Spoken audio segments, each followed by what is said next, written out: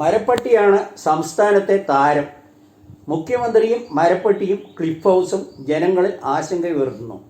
മുഖ്യമന്ത്രി താമസിക്കുന്ന ക്ലിഫ് ഹൗസിൽ മരപ്പട്ടി ശല്യം ജനങ്ങൾക്ക് അവിശ്വസനീയം. ക്ലിഫ് ഹൗസിൽ ഇതുവരെ എത്രയോ മുഖ്യമന്ത്രിമാർ താമസിച്ചിട്ടുണ്ട്. അവരാരും പറയാത്ത ആരോപണമാണ് പിണറായി വിജയൻ പറയുന്നത്. നൂറുകണക്കിന് പോലീസുകാരുടെ സംരക്ഷണം, ഇഴകേറിയുള്ള സൂക്ഷ്മ പരിശോധന, ഇതെല്ലാം വെട്ടിച്ച മരപ്പട്ടിയുടെ ആക്രമണം എന്നത് ജനങ്ങൾ വിശ്വസിക്കുന്നില്ല. മുഖ്യമന്ത്രിയുടെ അലക്കി തേച്ച ഷർട്ടിൽ മാത്രം മൂത്രമൊഴിക്കാൻ മാത്രം ശത്രുതയൊന്നും മരപ്പട്ടിക്കുണ്ടാവില്ല എന്നാണ് ജനങ്ങൾ പറയുന്നത്. പ്രതിപക്ഷത്തേക്കാൾ ശത്രുതയാണോ മരപ്പട്ടിക്ക് എന്ന ആശങ്കയും ജനങ്ങൾ ഉയർത്തുന്നു. ഒരു മുഖ്യമന്ത്രിയുടെ വീട്ടിൽ മരപ്പട്ടിയുടെ ആക്രമണം എന്നത് അത്ഭുതകരമാണ് ജനങ്ങൾ കാണുന്നത്. മറ്റൊരു സംസ്ഥാനത്തെ മുഖ്യമന്ത്രിമാരും ഇത്തരം ഒരു ആരോപണം ഇതുവരെ ഉന്നയിച്ചിട്ടില്ല എന്ന് ജനങ്ങൾ ചൂണ്ടിക്കാട്ടുന്നു. രാഹുൽ ഗാന്ധി വയനാട്ടിൽ നാമനിർദ്ദേശ പത്രിക സമർപ്പിച്ചു. വയനാട് പാർലമെന്റ് മണ്ഡലത്തിൽ കോൺഗ്രസ് നേതാവ് രാഹുൽ ഗാന്ധി നാമനിർദ്ദേശ പത്രിക സമർപ്പിച്ചു. കൽപ്പറ്റയിൽ വൻ റോഡ് ഷോയും തുടർന്ന് ജനങ്ങൾ അഭിസംബോധന ചെയ്ത ശേഷമാണ് പ്രിയങ്ക ഗാന്ധിക്കൊപ്പം ആയിരക്കണക്കിന് പ്രവർത്തകരുമായി രാഹുൽ ഗാന്ധി അനുഗമിച്ചത്. തുറന്ന വാഹനത്തിൽ രാഹുൽ ഗാന്ധിക്കൊപ്പം നേതാക്കളും പ്രിയങ്ക ഗാന്ധിയും റോഡ് ഷോയിൽ പങ്കെടുത്തു. ആയിരക്കണക്കിന് ജനങ്ങളാണ് രാഹുലിനൊപ്പം പത്രിക സമർപ്പിക്കാൻ എത്തിയത്. മാധ്യമങ്ങൾ മലക്കം പറയുന്നതായി ജനങ്ങൾ. സംസ്ഥാനത്തെ മാധ്യമങ്ങൾക്ക് വലിയ മാറ്റങ്ങൾ വന്നിരിക്കുന്നതായി ജനങ്ങൾ പറയുന്നു. മുൻകാലങ്ങളിൽ പല മാധ്യമങ്ങളും അവരുടേതായ ശൈലിയും ചായ്വുകളും ഉണ്ടാകുമായിരുന്നു. ഇപ്പോൾ അതെല്ലാം തകിടം മറിയുന്ന കാഴ്ചയാണ് കാണുന്നതെന്ന് വ്യാപകമായ അഭിപ്രായങ്ങൾ ജനങ്ങളിൽ നിന്ന് ഉയരുന്നു. ചില രാഷ്ട്രീയ പാർട്ടികൾ ശത്രുക്കളായി എക്കാലവും കണ്ടിരുന്ന പാർട്ടി നേതാവ് കഴിഞ്ഞ ദിവസം അത്തരം മാധ്യമത്തെ പിന്തുണച്ച് സംസാരിക്കുന്നതും ജനങ്ങൾ കാണുന്നു. കോടികളുടെ പരസ്യങ്ങൾ നൽകുന്ന പാർട്ടിക്കൊപ്പം നിൽക്കുന്നു എന്ന നിലപാടിലേക്ക് മാറിയിരിക്കുകയാണ് പത്രങ്ങൾ. അതാണിപ്പോൾ ജനങ്ങൾ കാണുന്നതെന്നും അഭിപ്രായങ്ങൾ ആ രീതിയിലാണ് പറയുന്നത്. ചില പ്രമുഖ നേതാക്കളുടെ മരണവും മാറ്റത്തിന് കാരണമായി എന്നും ജനങ്ങൾ ചൂണ്ടിക്കാട്ടുന്നു. ആലപ്പുഴയിൽ കെ.സി. വേണുഗോപാൽ വൻ ഭൂരിപക്ഷത്തിൽ വിജയിക്കുമെന്ന് കോൺഗ്രസ് പ്രവർത്തകർ. കെ.സി. വേണുഗോപാൽ വൻ ഭൂരിപക്ഷത്തിൽ വിജയിക്കുമെന്ന് കോൺഗ്രസ് പ്രവർത്തകർ. അതിനായി അവർ ഉയർത്തുന്നത് മുൻകാലങ്ങളിൽ കെ.സി. വേണുഗോപാൽ സ്വന്തം മണ്ഡലത്തിൽ നടത്തിയ പ്രവർത്തനങ്ങൾ തന്നെയാണ്.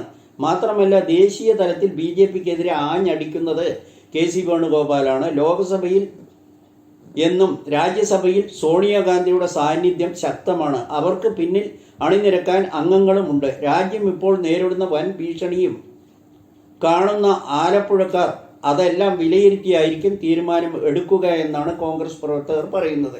രാഹുൽ ഗാന്ധി വയനാട് മണ്ഡലത്തിൽ എത്തുന്നില്ല എന്നാണ് ഇടതുപക്ഷത്തിന്റെ ആക്ഷേപം.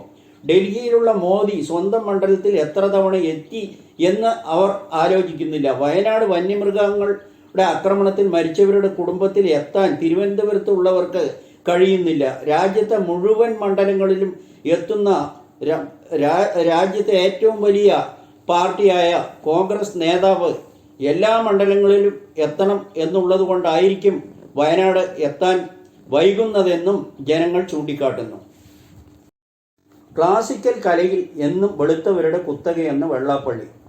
കലാരംഗത്തിൽ പ്രത്യേകിച്ച് ക്ലാസിക്കൽ കലാ മേഖല എക്കാലത്തും വെളുത്തവരുടെ കുത്തക തന്നെ ആയിരുന്നുവെന്ന് SNDP യോഗം ജനറൽ സെക്രട്ടറി വെള്ളാപ്പള്ളി നടേശൻ പറഞ്ഞു. അവിടെ സ്വന്തം മിടുക്കും അഭിനിവേശവും സമർപ്പണവും കൊണ്ട് മാത്രമാണ് കാക്കയെപ്പോലെയും അല്പം കുറഞ്ഞ നിറമുള്ള ചിലർ കടന്നു കയറിയിട്ടുള്ളത്. അവർക്കെല്ലാം അർഹതപ്പെട്ട അംഗീകാരം കിട്ടുന്ന പതിവുമില്ല. സംഘടനയുടെ പ്രസിദ്ധീകരണമായ യോഗാനന്ദത്തിൻ്റെ മുഖപ്രസംഗത്തിലൂടെയാണ് അദ്ദേഹത്തിൻ്റെ വിമർശനമുണ്ടായത്. പല വിശ്വപ്രസിദ്ധ പ്രതിഭകളെല്ലാം ഇന്ന് ക്ഷേത്രങ്ങൾക്ക് പുറത്താണ് കലാവൈഭവം അവതരിപ്പിക്കുന്നത്. കലാവേദികൾ കറുത്തവരുടെയും കൂടിയാണ്. കുഷ്ഠം ബാധിച്ച മനസ്സുകളാണ് മനുഷ്യന്റെ വർണ്ണവും ജാതിയും പണത്തെയും തേടി നടക്കുന്നത്. കറുത്തവന് അടുക്കളപ്പുറത്ത് മുറ്റത്ത് കുഴികുത്തി ചേമ്പലയിട്ട് കഞ്ഞി വിളമ്പിയ പാരമ്പര്യമുള്ള നാടാണ് കേരളം. അതിൽ മേനി പറഞ്ഞു നടക്കുന്നവർ ഇപ്പോഴും ഇവിടെയുണ്ട്. ഭൂപരിഷ്കരണം നടപ്പാക്കിയില്ലെങ്കിൽ ഇതിലും വളരെ മോശമായ ആചാരം ഇപ്പോഴും നിന്നു വരുന്നത് എന്ന് തന്നെയാണ് വെള്ളാപ്പള്ളി പറയുന്നത്. മോദിക്ക് വോട്ട് ചെയ്യാത്ത സർക്കാർ ജീവനക്കാർക്ക് ഭീഷണിയുമായി BJP നേതാവ്. പ്രധാനമന്ത്രി നരേന്ദ്രമോദിക്ക് വോട്ട് ചെയ്യാത്ത സർക്കാർ ജീവനക്കാർക്ക് ഓഫീസിലിരുന്ന് ജോലി ചെയ്യാൻ അവകാശമില്ലെന്ന് വിവാദ പ്രസ്താവന നടത്തി BJP നേതാവ് രാജസ്ഥാനിലെ മുൻ MP സന്തോഷ് അഹ്ലാവതാണ് വിവാദ പരാമർശം നടത്തിയത്. പ്രതികരണത്തിൽ തെരഞ്ഞെടുപ്പ് കമ്മീഷൻ മൗനം നടിക്കുന്നതായും വ്യാപക ആരോപണം ഉയരുന്നു. അതേസമയം വിവാദ പ്രസ്താവനയിൽ ആർക്കാണ് വോട്ട് ചെയ്തതെന്ന് എങ്ങനെ അറിയും എന്നത് സംശയത്തിന് ഇടവരുത്തുന്നു. പാർട്ടി സ്ഥാനാർത്ഥി ശുംഭ് കരൺ ചൗധരിക്ക് വേണ്ടി പ്രചാരണം നടത്തുമ്പോഴാണ് അഹ്ലാവതത്തിന്റെ വിവാദ പ്രസംഗം നടത്തിയത്. പ്രിയങ്കയുടെ ഭർത്താവ് വാദ്ര ഇഡിയിൽ നിന്ന് രക്ഷപ്പെട്ടത് ഇലക്ട്രൽ ബോണ്ടിൽ പണം നൽകിയിട്ടാണെന്ന് CPM സംസ്ഥാന സെക്രട്ടറി MV ഗോവിന്ദൻ പറഞ്ഞു. റോബർട്ട് വധേര ED കേസിൽ രക്ഷപ്പെട്ടത് ഇലക്ട്രൽ ബോണ്ടിൽ പണം നൽകിയാണെന്ന് CPM സംസ്ഥാന സെക്രട്ടറി MV ഗോവിന്ദൻ പറഞ്ഞു.